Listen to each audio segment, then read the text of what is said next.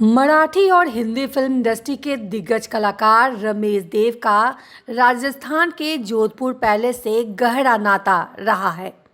उनके परदादा और दादा दोनों इंजीनियर थे, जिन्होंने जोधपुर पैलेस का निर्माण कराया था। छत्रपति शाहू महाराज ने दोनों को कोल्हापुर शहर बनाने के लिए बुलाया और तभी ये से परिवार कोल्हापुर में बस गया। रमेश देव के पिता कोल्हापुर में जज बनने और 30 जनवरी 1926 को उनके घर में रमेश का जन्म हुआ।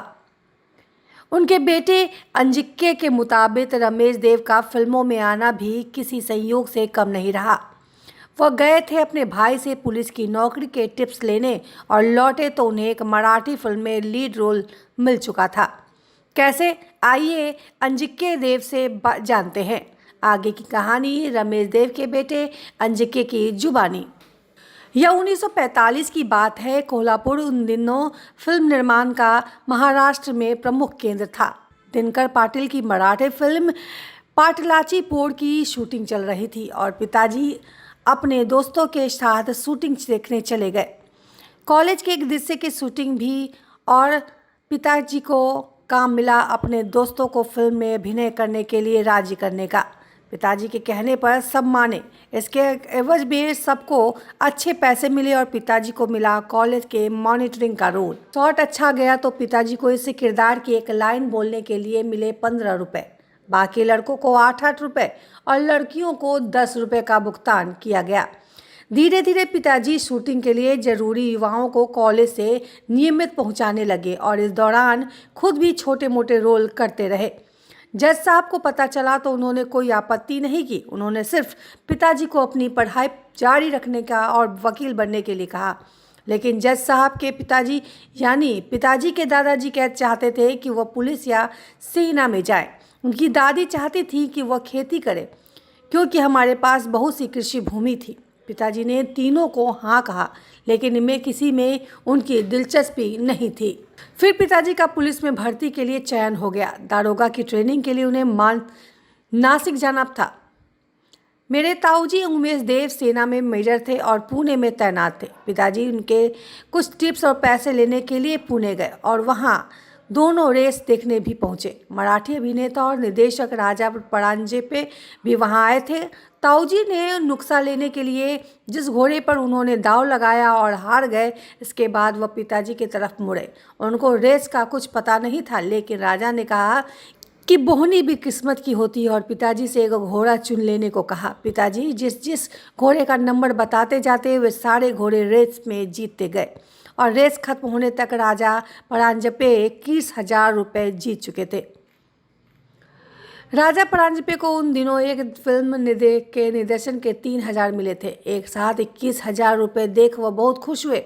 उन्होंने पिताजी से कहा, रमेश तुम मेरे लिए बहुत भाग्यशाली हो। मैं 2 दिनों में अपनी अगली फिल्म शुरू कर रहा हूँ और मेरे पास खलनायक की भूमिका निभाने के लिए कोई नहीं है। तुम ये भूमिका क्यों नहीं करते? पिताजी के सामने पुलिस की नौकरी थी, लेकिन ताऊजी ने उन्हें प्रस्ताव स्वीकार करने के लिए कहा।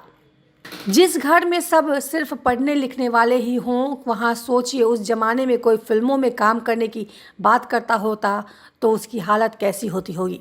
लेकिन मैं तारीफ़ करूँगा पिताजी की माँ की, यानी मेरी दादी की, जिन्होंने पिताजी को फिल्मों में जाने का रास्ता अपने तड़कों से साफ किया।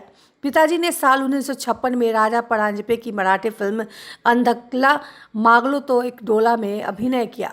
फिल्म सुपरहिट रही और हीरोइन से ज़्यादा इसमें विलेन रमेश देव के काम की तारीफ हुई। इसके बाद पीछे उन्होंने कभी मुड़कर नहीं देखा। अपने 68 साल के अभिनय करियर में रमेश देव करीब 300 फिल्मों में काम किया। बीते साल 2 फरवरी को दुनिया छोड़ गए।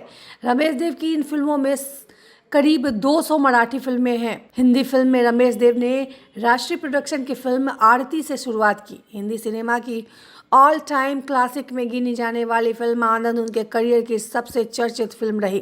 फिल्म में उन्होंने डॉक्टर प्रकाश कुलकर्णी का किरदार निभाया था, जो आनंद का इलाज करता है। खलनायकी ये शुरुआत करने वाले रमेश देव मराठी फिल्मों के मशहूर हीरो भी बने।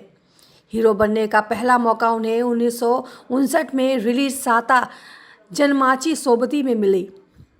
हिंदी फिल्मों की तरफ उन्हें एक ऐसी घटना ने मोड़ा जिसका जिक्र यहाँ जरूरी है। रत्नागिरी के लौटते समय एक बार पिताजी की कार पंक्चर हो गई।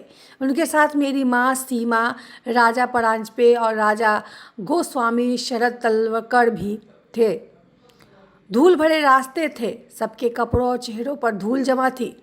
सब चाय पीने एक दुकान पर गए तो उसने एक एल्युमिनियम के गिलास में पानी पकड़ा दिया। अच्छा गिलास मांगने पर चाय वाले ने दुत्कार दिया।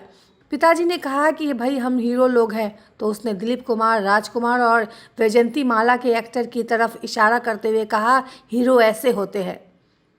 पिताजी इस बात से बहुत आहत हुए कि घर से सिर्फ 80 किलोमीटर दूरी पर उन्हें कोई नहीं जानता। पेशावर और मद्रास में आए दिलीप कुमार और वैजयंती माला को सिर्फ इसलिए पहचाना जाता है क्योंकि ये हिंदी फिल्मों में काम करते हैं।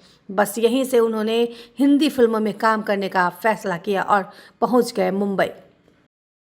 न्यूज जंक्शन में आपका स्वागत है। News junction entertainment YouTube channel पे आपको भोजपुरी जगत के साथ साथ बॉलीवुड की ताजा रोमांचक खबर देखने सुनने को मिलेगी। क्रिकेट की दुनिया, पॉलिटिकल पार्टी के साथ साथ देश विदेश की खबरें यहां आपको देखने के लिए मिलेंगी। इस चैनल को सब्सक्राइब करना न भूले। अगर हमारे चैनल के वीडियो के लिए कोई सुझाव है तो आप email कर सकते हैं radharani184@gmail.com पर।